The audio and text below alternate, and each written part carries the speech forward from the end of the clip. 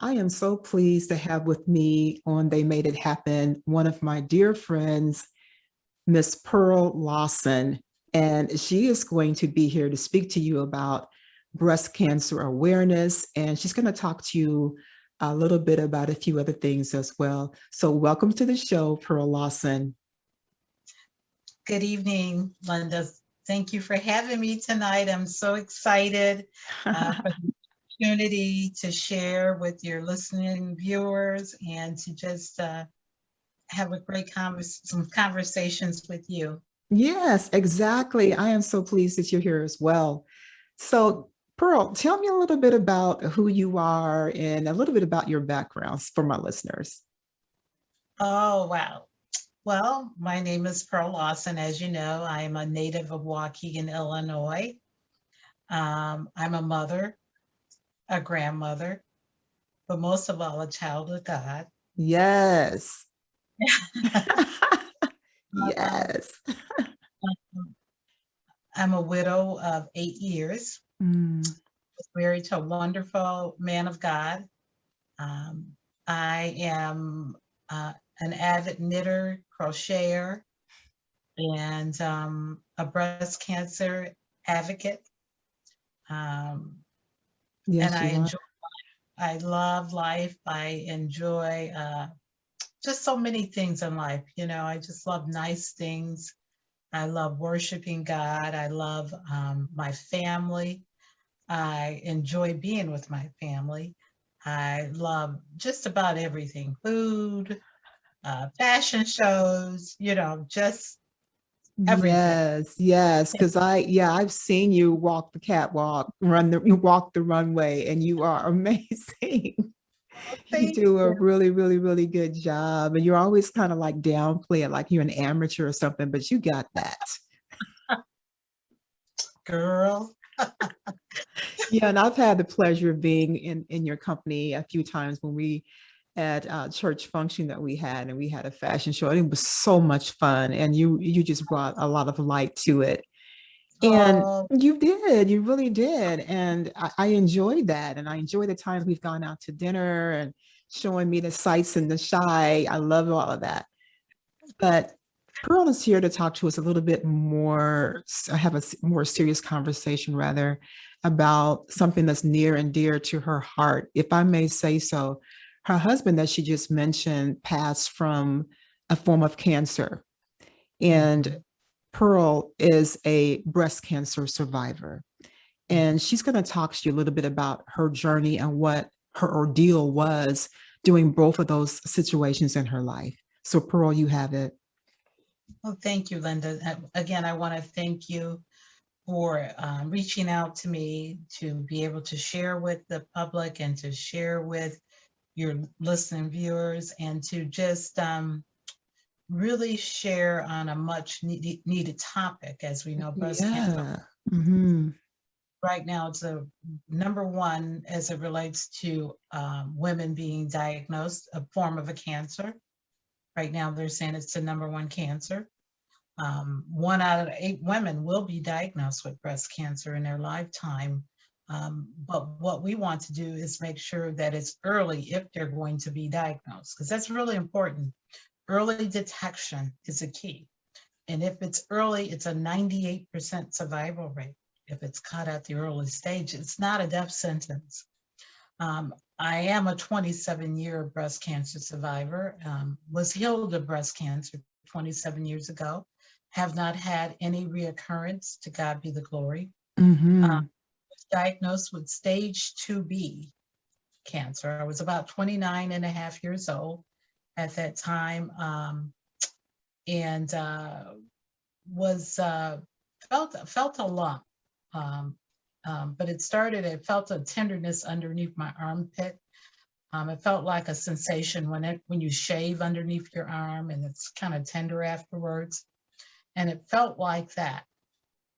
And I had mentioned it to my late husband that I had felt a lump, and at that time, it was time for my yearly pelvic exam, and every woman should also be getting that as well. And there was time for me to have my visit with the gynecologist, my yearly exam. And I mentioned it to my gynecologist, and he says, well, let's have you have a mammogram and an ultrasound, because typically women at your age group have what we call a benign tumor between the ages of 15 and 30. And so we started off with a mammogram, and then went on to do an ultrasound, a targeted ultrasound, where they zoomed in that area to get a better look at it. Well, both of those exams came back showing cloudiness. And so my gynecologist said, well, let's go ahead and get that biopsy by doing a needle biopsy. So at that point, we moved on and did a needle biopsy. Well, that came back showing cancer cells. And from there, we had to make some decisions. I knew something was wrong, because I hadn't been feeling myself 100%. I had been feeling tired. When you go to bed tired, you wake up tired. It was just a lot of drain. I was feeling very fatigued and lethargic. And so I knew something was going on with my body. And so when it came back showing cancer cells, I knew that, once the tumor was removed, and even after they did the needle biopsy, I was feeling a little better, because what they do is they take part of the tumor out and have it looked at. And so with that, the pathologists, they do the review and they figure out what's going on and examine it.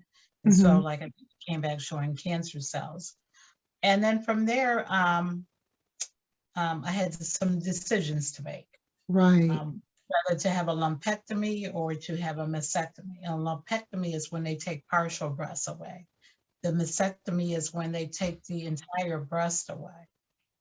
And I opted to have a mastectomy. Being the age that I was at the time, I felt that it was imperative that I have it removed. I didn't want to take a chance of perhaps cells being left behind and then it metastasized to different areas.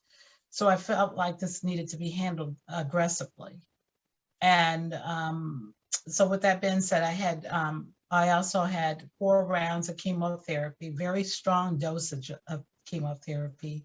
I lost all my hair, but of course it grew back. And when it grew back like a wildfire, meaning it grew back long, thick. And since then, of course, you cut it and, and do whatever over the years, but it grew back. And then during that time, I remember my nails turning colors from the chemo, because what the chemo does, it kills off even the good cells during that time. Right. But once I was done, everything grew back, and it grew back beautiful. My skin, everything was, pretty again, even than before.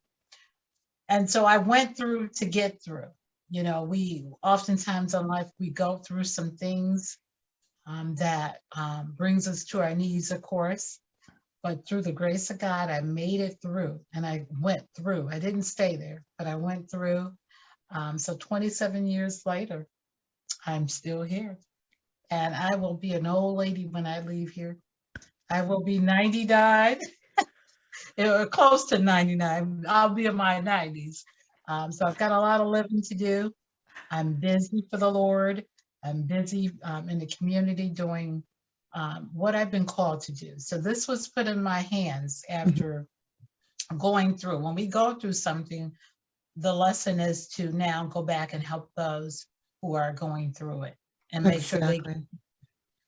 So that kind of gives you an idea of the background, how I became an advocate. Like I said, getting through the chemo, the treatment.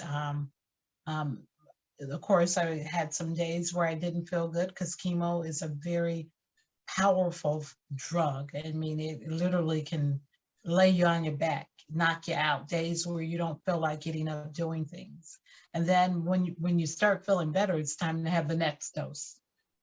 So after going through that, like I said, the tumor, no more reoccurrence. And again, by the grace of God. And what I want the listener viewers to remember is we have to do our part. we talk about God healing. I knew that I was going to be okay. He had shown me, the Holy Spirit had revealed that this is not on today.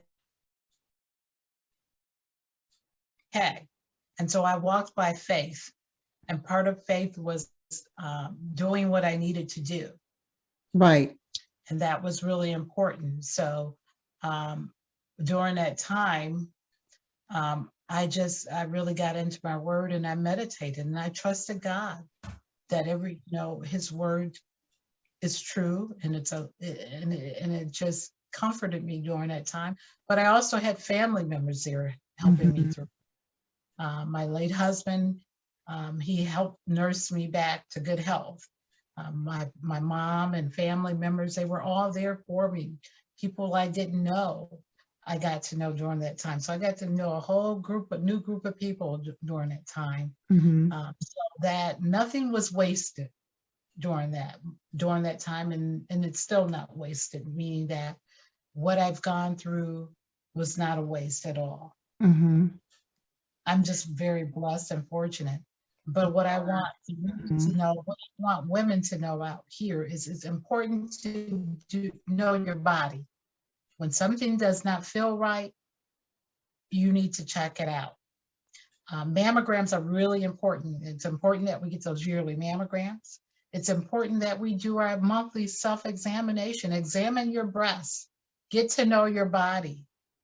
Take your hand and you go around the breasts, underneath the armpits, across the collarbone.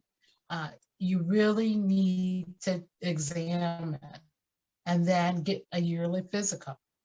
That's important that the doctor examines you as well, because maybe you can't pick it up. You know, that is something really, because that you just said, as far as how you go about doing the self examinations that you do yourself monthly. And but across the collarbone, I didn't know that one. I didn't know about that.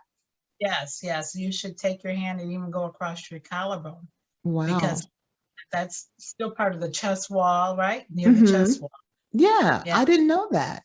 Wow, thank you for that bit of knowledge, because I really did. I might do everything else, but I never really knew to do that. And so I'm sure that some of my listeners didn't realize that as well. So make sure when you're doing those breast self exams that you go across the collarbone, because like Pearl said, that's a part, that's crazy. And what you experienced, no one ever, when they feel something different going on in their body and they go to the doctor, they never want to find out or hear the C word or hear that diagnosis of that you have cancer.